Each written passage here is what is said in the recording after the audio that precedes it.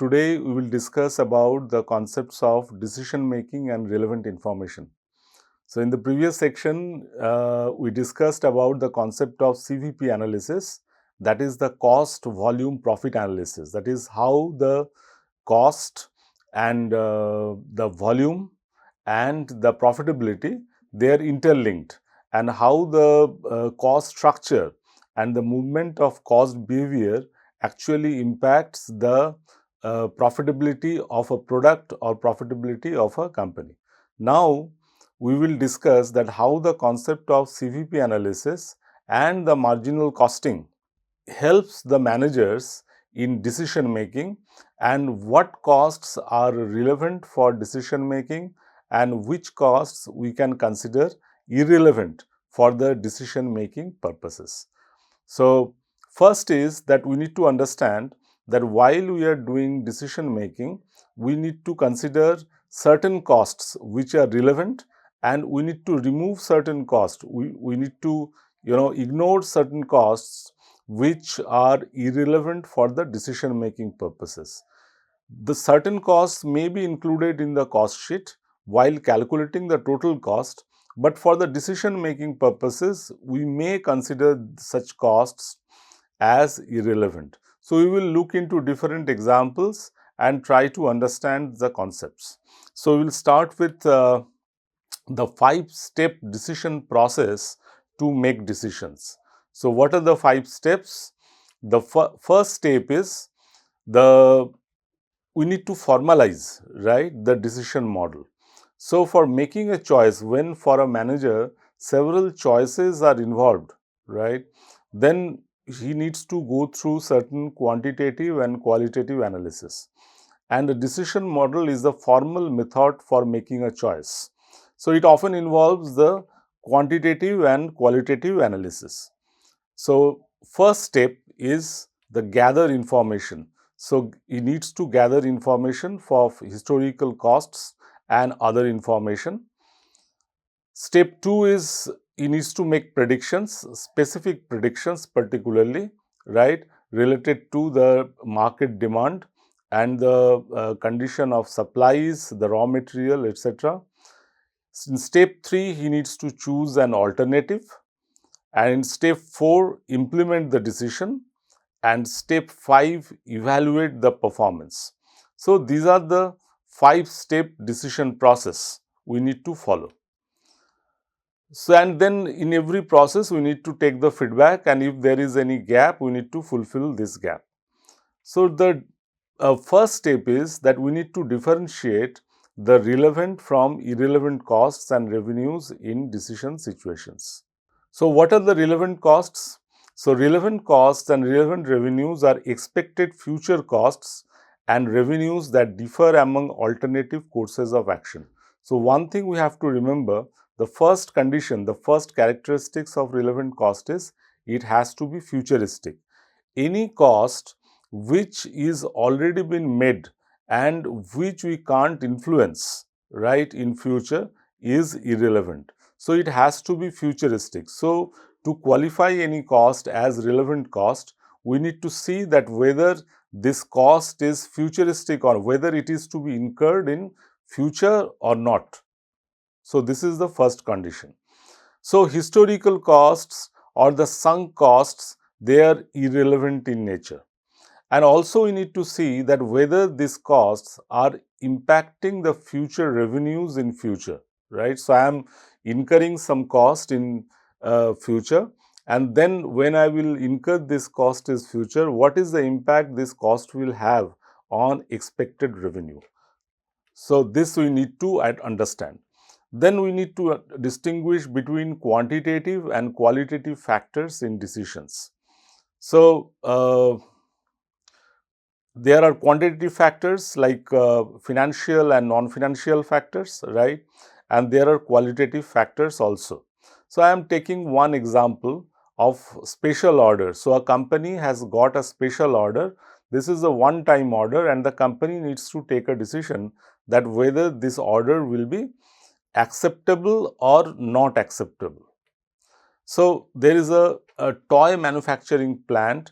It has a production capacity of 44,000 toys each month.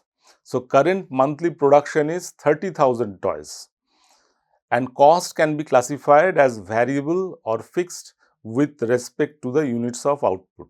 Just for revision, if you remember that we already discussed in the previous section that costs can be classified into two categories. One is fixed and other one is variable. In a given production level or in a given time span, the costs, this variable cost and the fixed cost, they behave in a different way.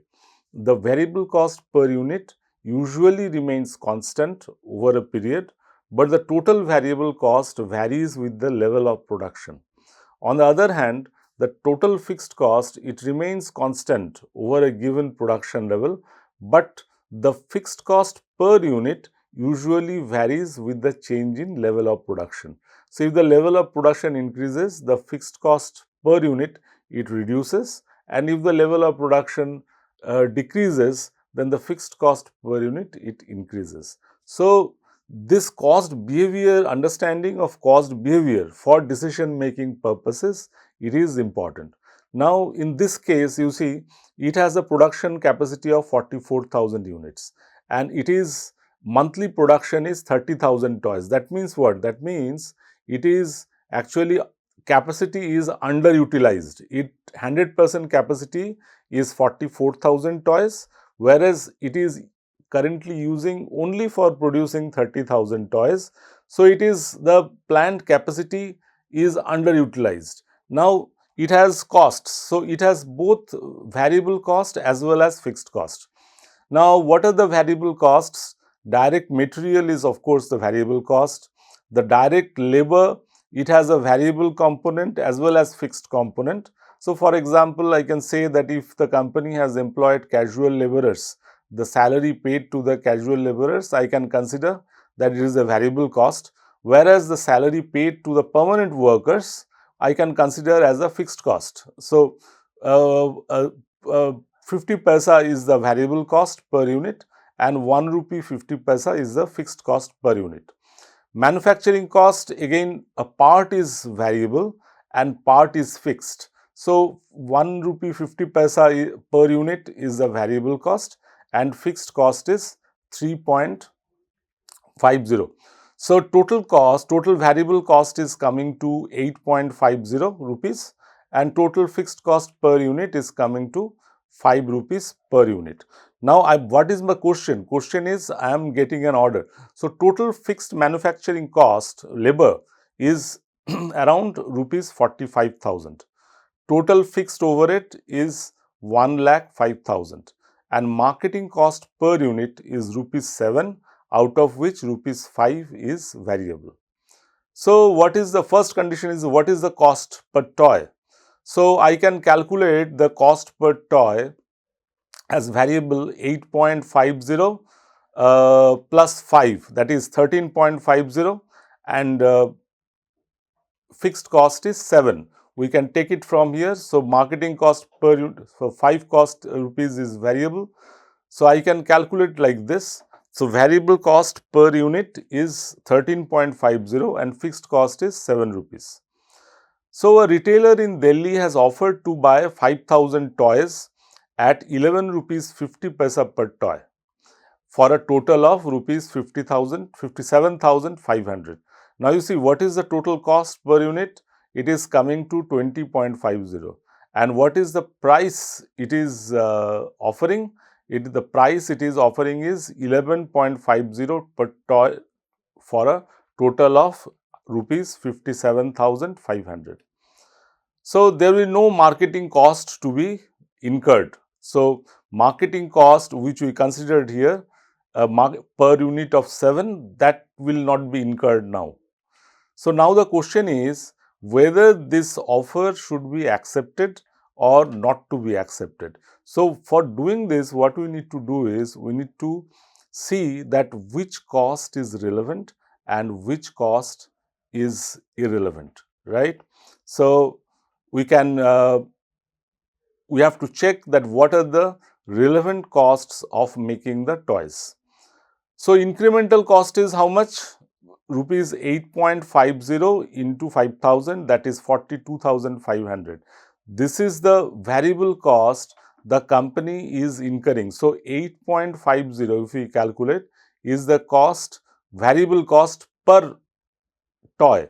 The fixed cost, because the company is already working below its capacity, below its 100% capacity, so the fixed cost is not going to impact whether the company accepts this special order or not.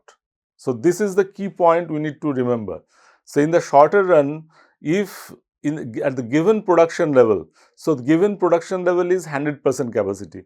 Now in this 100% capacity, if the company, whatever the company produces, the fixed cost will remain same.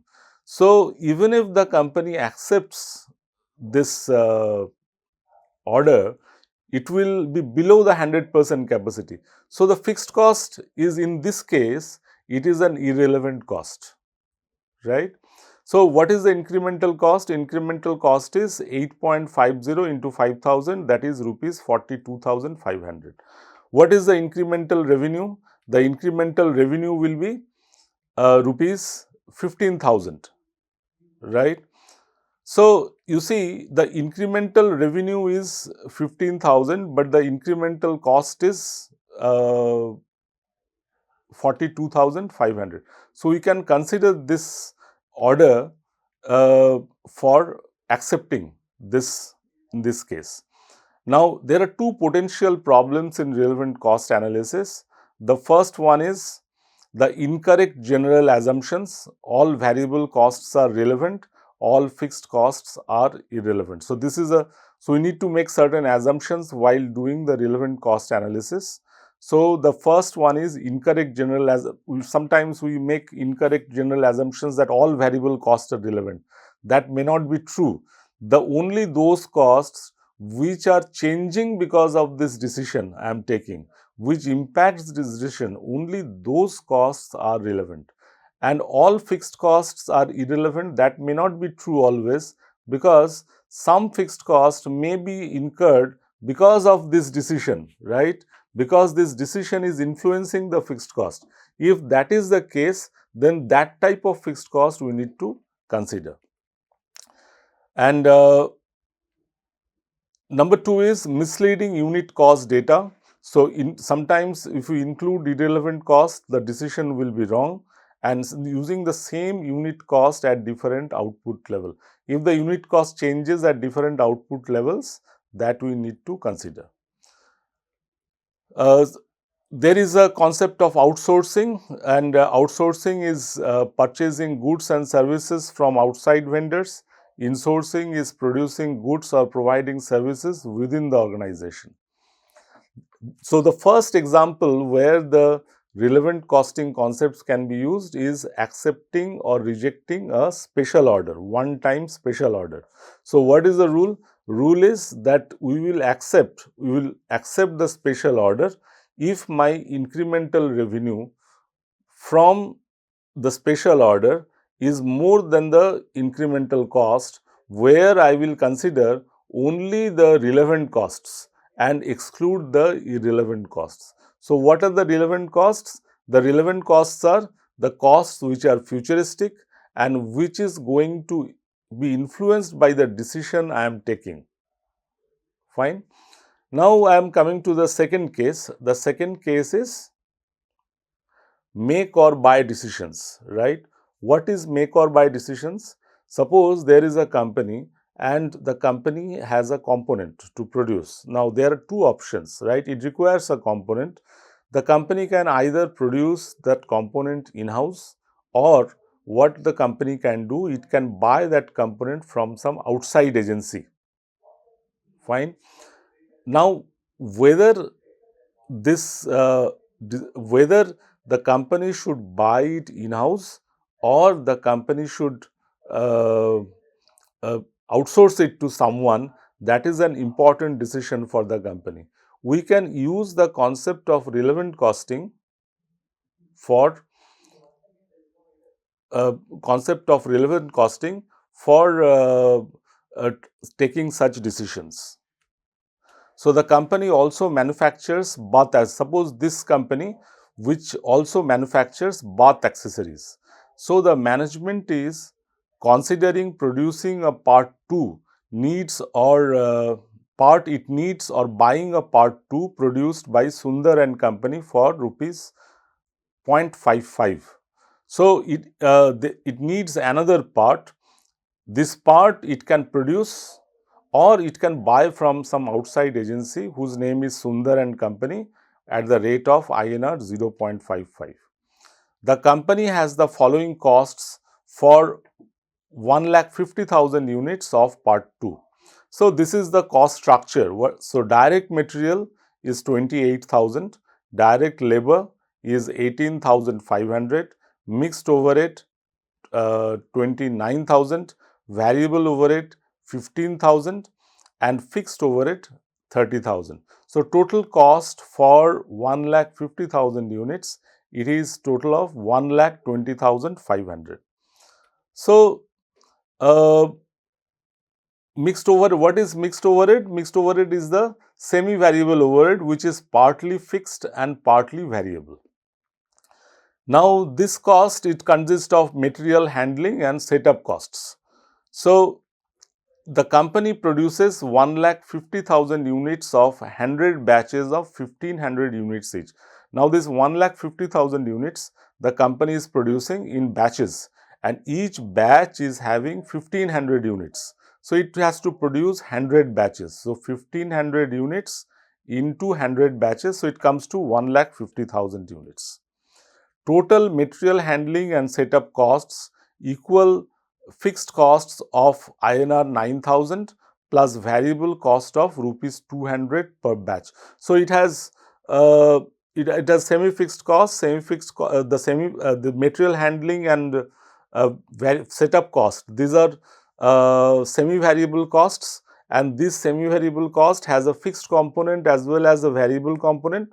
So the variable component is 200 rupees per batch and fixed cost is rupees 9,000. So what is the cost per unit of part 2? So I can calculate like this. So total cost we have already seen 1,20,000 divided by 1,20,500. So if I divide it by 1,50,000 units, it will be rupees 0.8033 per unit. Should Max manufacture the part or buy it from Sundar and company? So how I will decide? The Max company anticipates that next year the 1,50,000 units of part 2 of expected to be sold will be manufactured in 150 batches of 1000 units each, right? So 150 batches into 1000 units each, that is their anticipation. So variable cost per batch is expected to decrease by rupees 100. The Max company plans to continue to produce 1,50,000 next year at the same variable manufacturing cost per unit as this year. So this is the plan. So variable cost per batch is will decrease to 100 and it plans to produce 1,50,000 units next year. The same variable manufacturing cost per unit at this year, it is not going to change. Fixed cost, also the assumption is it will remain the same. What is the variable manufacturing cost per unit? So direct material is 28,000, direct labor 18,500 and variable overhead is 15,000. So total is 61,500. So per unit, if I have to calculate, how I can do? Rupees 61,500 divided by 1,50,000 is equal to INR 0.41 per unit. So expected relevant cost. So what will be the relevant cost? Of course, manufacturing is 61,500, material handling and setup 15,000. So total relevant cost to make is 76,500. Here you observe we have considered the variable part, variable cost as relevant, right? Because if I produce, the fixed cost is not going to change. fixed cost will remain same, right? It is not getting impacted by the decision whether it is to be made or it is to be bought from outside. So it is irrelevant. So what is going to be impacted? The variable cost gets to be impacted. So if I decide to produce, then my variable cost will increase. If I decide not to produce and buy from outside, my variable cost will remain at the same level. So my relevant cost, if I produce here, so that is only the variable cost, because already I assume that the fixed cost is not going to change because of this. If I consider another situation where the fixed cost is also going to change because of the decision of production, then the change in fixed cost I should have to include as the relevant cost. But in this problem, that is not there, right? Okay. So cost to buy is how much the Sundaran company has quoted 55 paisa per unit. So total cost to buy is 1,50,000 into rupees 0.55, so 82,500. So it is clear from here. So if I manufacture, my relevant cost is how much? 76,500. But if I buy, what is my cost? My cost is 82,500. So which one is less? Of course, the relevant cost of manufacturing. So which decision I should take? I should take the decision to manufacture it in-house. But let me tell you one thing here. One thing we need to take care of is that this is only one part of the complete decision making.